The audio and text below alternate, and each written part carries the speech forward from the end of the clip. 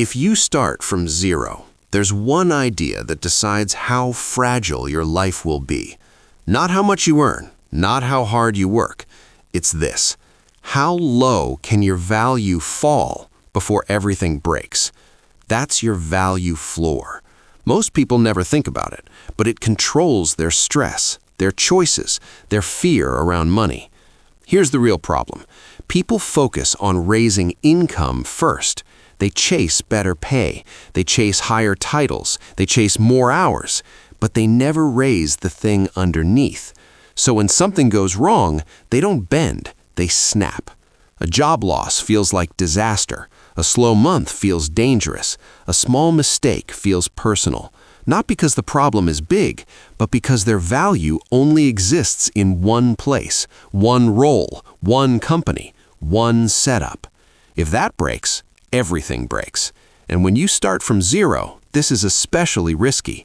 You don't have savings to soften the fall. You don't have leverage. You don't have time to recover slowly. So the question isn't, how do I earn more? The real question is, how do I stay valuable when conditions change? Your value floor is the minimum value you bring anywhere you go.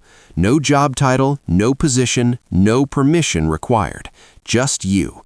If your value only exists inside a job description, your floor is low. If your value travels with you, your floor rises. Most people live with a low value floor. They're useful only when conditions are perfect, when the system works, when nothing changes. But the real world doesn't stay still. Markets shift, companies restructure, technology removes tasks, and when that happens, people with low-value floors drop fast. That's why some people always feel one step away from trouble, even when things look fine. Their income might be okay, but their value is narrow.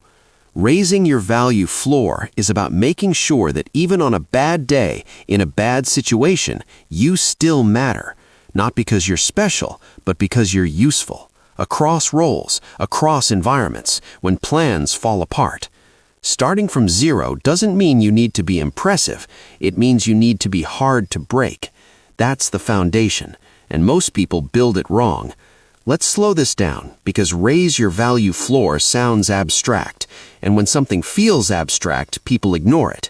They assume value comes from talent, or credentials, or being exceptional. It doesn't. Your value floor is about reliability under pressure. It's what you still offer when things are unclear. Most people think value is about peak performance, their best days, their strongest moments, their highest output. But life doesn't test you on your best days. It tests you when things break, when the plan disappears, when the manager leaves, when the tool stops working, when expectations stay high but support is gone. If your usefulness disappears in those moments, your floor is low. That's why people feel anxious even with decent income. They know, quietly, that their value is fragile. They're useful only when conditions cooperate. Take the system away, and they're unsure what they bring. Raising your value floor means building usefulness that doesn't depend on ideal conditions.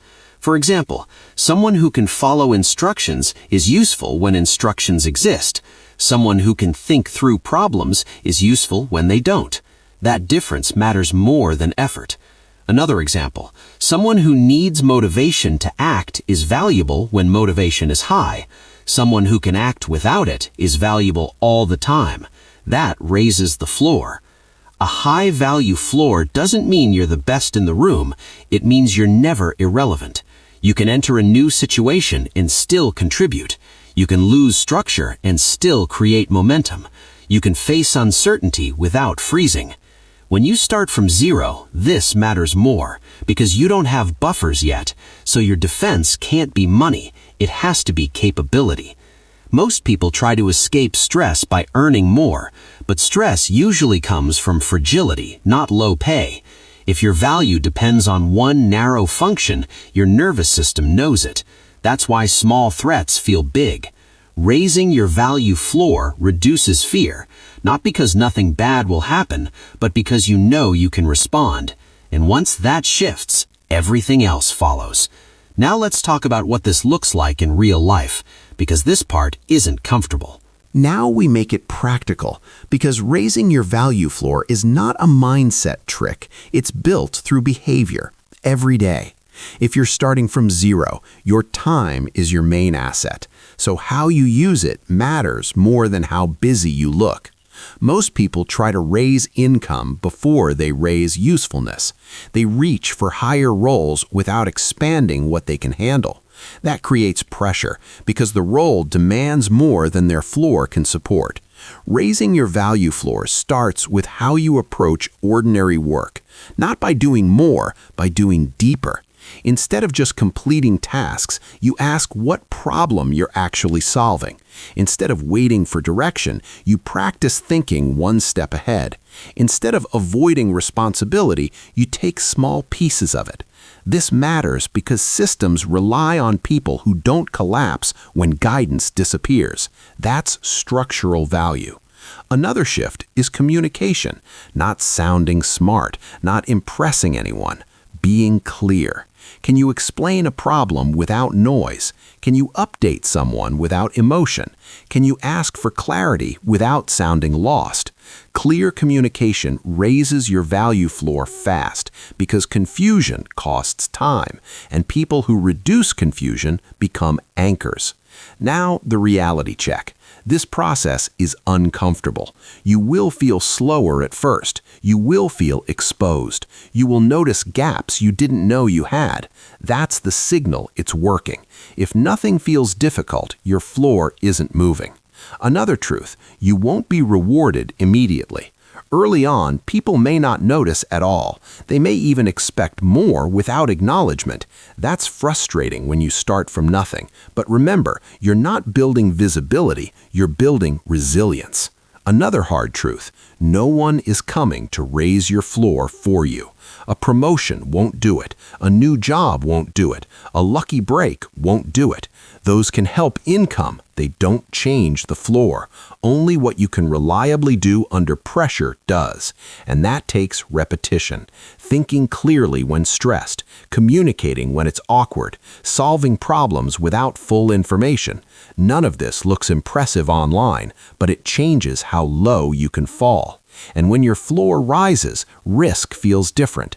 Change stops feeling like a threat, because even if something breaks, you don't. Let's ground this. Raising your value floor isn't about chasing opportunity, it's about surviving reality.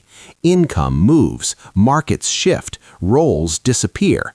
People with a low value floor experience this as shock. Everything feels urgent, every decision feels risky, every setback feels personal.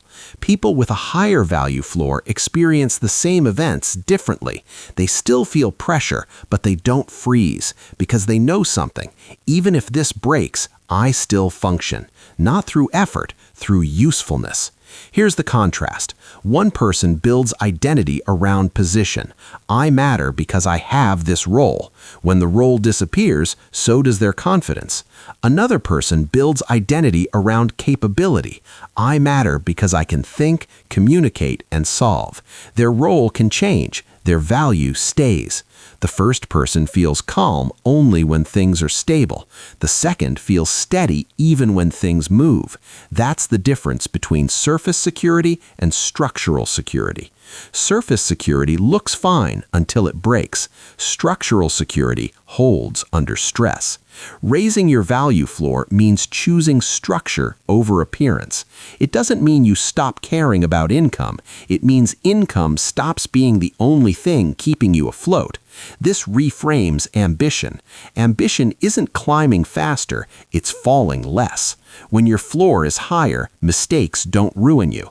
Job loss doesn't erase you. Slow periods don't destroy your confidence. You recover faster. You adapt sooner. You decide more clearly. That's why this matters so much when you start from zero. You don't have margin yet, so you need resilience before upside. Here's the core idea to keep. Don't ask, how high can I go? Ask, How low can I fall and still function? If that question makes you uncomfortable, that's your work. Every transferable skill raises the floor. Every calm response raises the floor. Every responsibility you take raises the floor, quietly, over time. If this helped you think more clearly about money and work, subscribe. This channel is about stability before growth, clear thinking, strong foundations, no hype.